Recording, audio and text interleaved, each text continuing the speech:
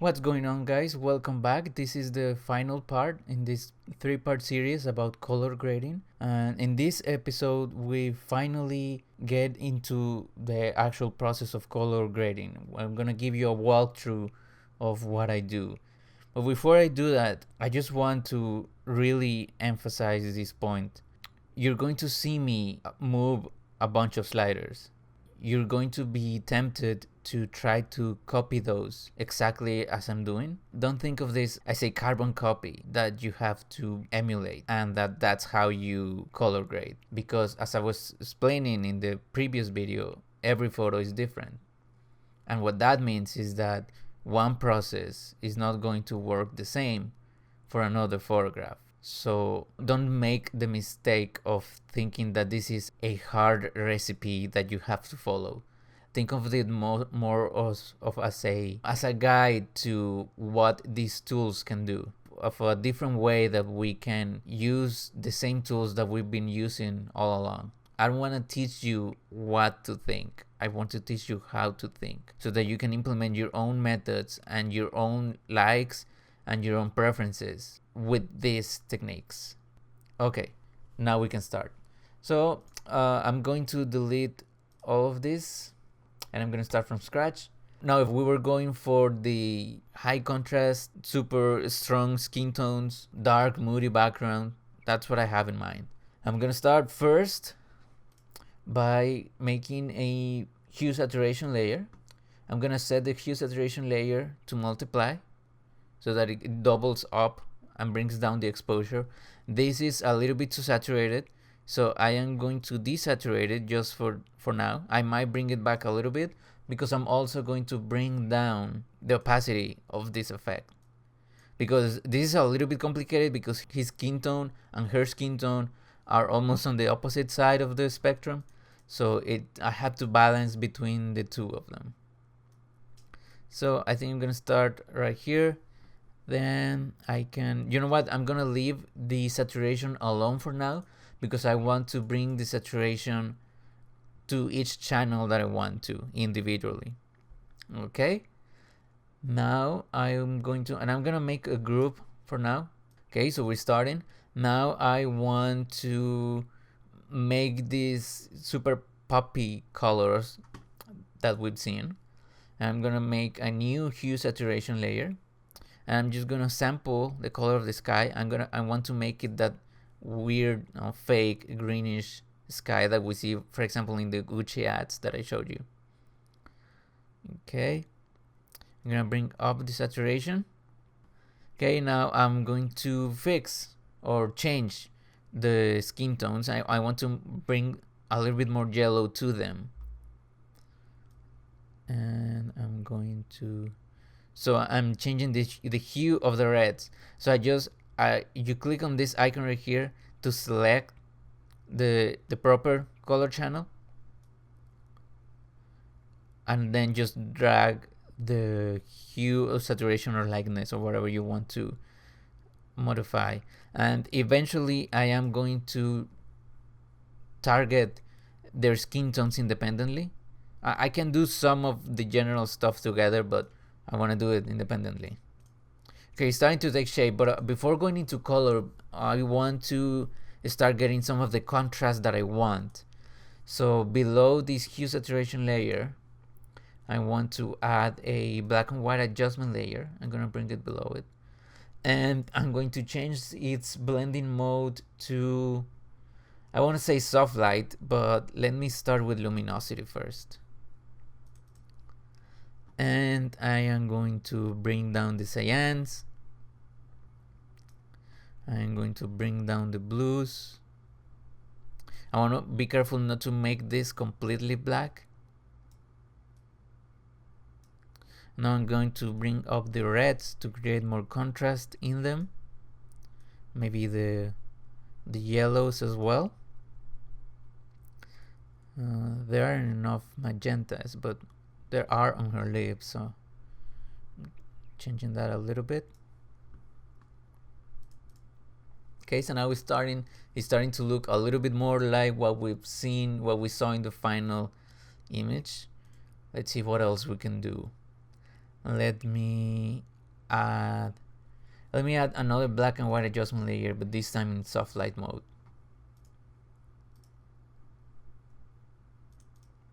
And I am going to reduce the opacity.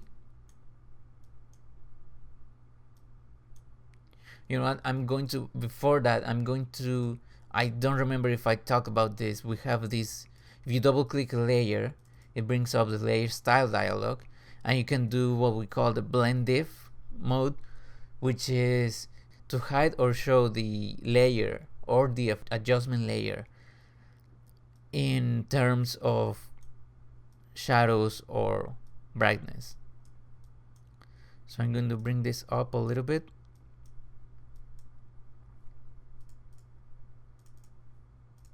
And then I'm going to reduce the opacity. So this allows my blacks to not clip as much. The darker areas right here and around her hair. Okay, now I'm gonna go back to the color layer, and which is this one right here, and start messing up with the sky. I think it's too green, so I'm gonna go back to the, what is it, the blues. I'm going to bring this back to where I like it better. Now cyans.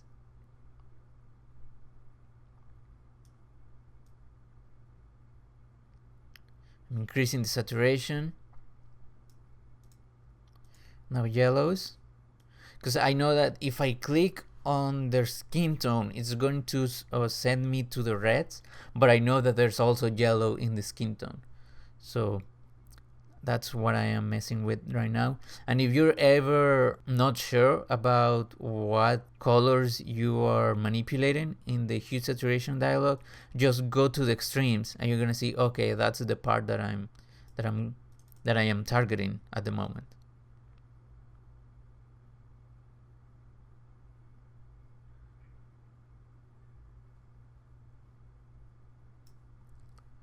Okay.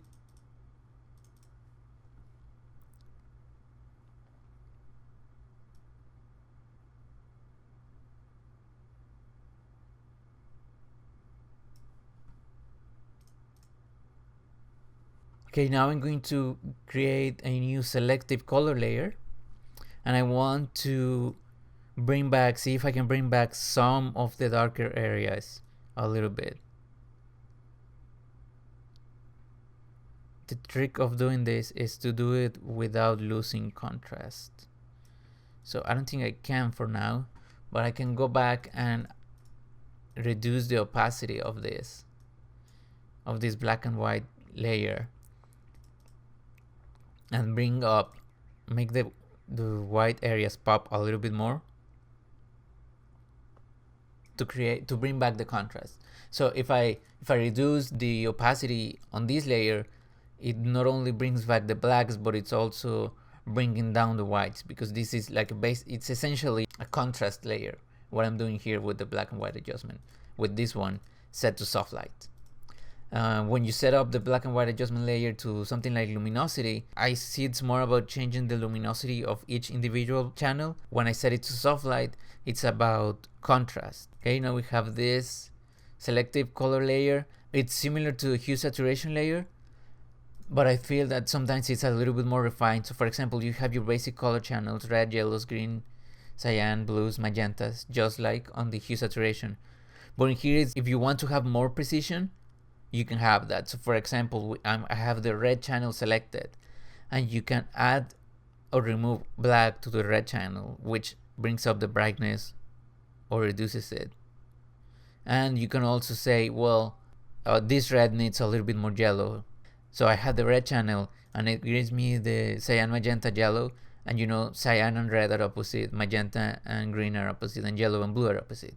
So if you say, okay, this skin tone needs a little bit more yellow in it, so I'm going to the red channel, because that's where the skin tone is, and add yellow to the red, and you can see her skin tone changing as I add yellow or add blue. That's why I like this. Sometimes I like it better than hue saturation, just because it's more precise. Okay, now I want to remove some of the magenta on the male model's skin. So I'm going to use a different selective color layer because this one is affecting areas that I don't want to mask out, and for this one I'm going to mask out everything except his skin. So again, I am in the red. I'm going to add yellow. I am only paying attention to him, not to her. And maybe I might reduce magenta.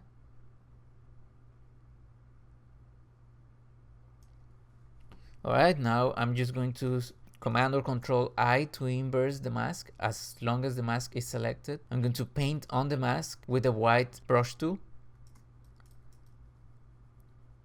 And I don't need to be super precise because I was affecting the reds and the objects around him are not part of that. So in here I'm going to be a little bit more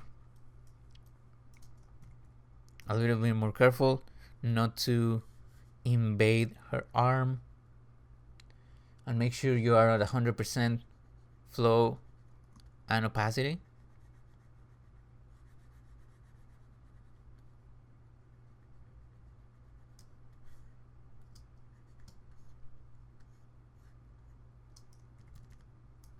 Okay, so now I can go back. And I don't know if with the compression you'll be able to see it on the video, but I have removed some of that magenta. Now I'm going to go hue saturation, and I want to increase the saturation on his skin tone. I'm gonna try to avoid it on her, see if it looks good or not.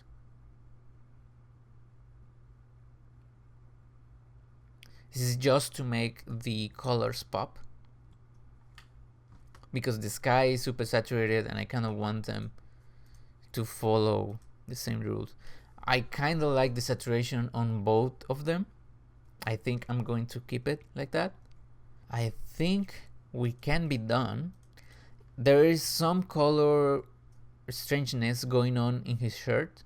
I don't think that I should remove the blue just because it's part of the same color scheme. But let's say we want to remove the magenta, and I think that was in the original image. Yeah, so it was still there. So we can remove everything.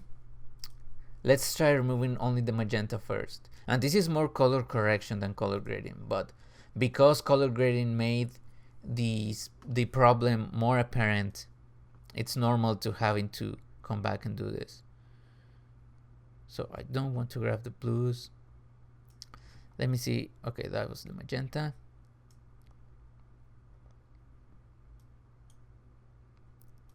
Okay, here's what I'm going to do. I'm just going to make a master change to everything. So here's what I'm thinking right now. I have this magenta color cast tint. I can keep trying and localizing it. Let me try localizing it. What I was thinking is I can remove the magenta by just removing all the color and then adding the blue back on a different layer. Or I can try targeting the magenta a little bit better. So let me go to magentas and bring up the saturation so that I know what I'm dealing with. And you can see this slider right here will tell you the above, the one on top is the colors that are being changed to the one at the bottom. So let me change. We're not changing the hue, we want to make it disappear, but for the sake of this, so you see how there is those are the colors that we are applying to the one, to the original on top. It's turning out yellow, and you can see in here. And these are the feathering, and this is the color where we are selecting. So let me add a little bit more blue tones into these featherings. There you see we're adding a little bit more, and we make this a little bit larger.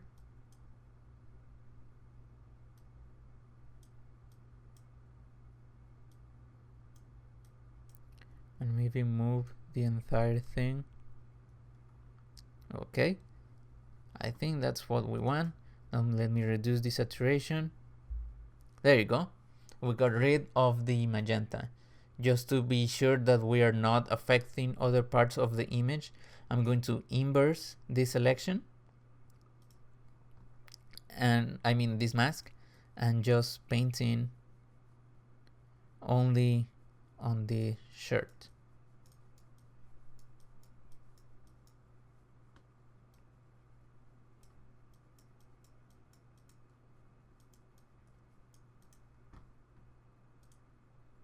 So we have the before and after.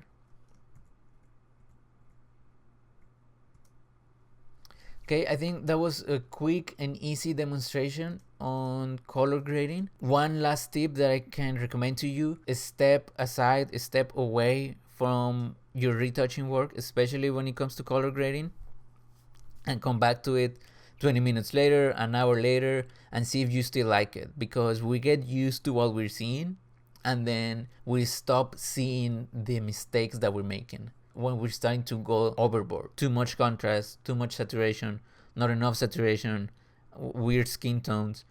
For now, this is it. I hope you learned something. I am going to come back to this in a few minutes and see if I like it. It's not complicated. What I recommend is just grab an image, go for it. Go start messing with these colors, start messing with these lighters, see what works for you, what doesn't. I think what I want to do is make more similar videos like this, just so that you know what goes through my mind when I'm doing the color grading. Because there are many other things that I honestly didn't cover because this image doesn't warrant those other edits. But there are many other, let's call it for now, tips and tricks that you can use, and see if you guys like that.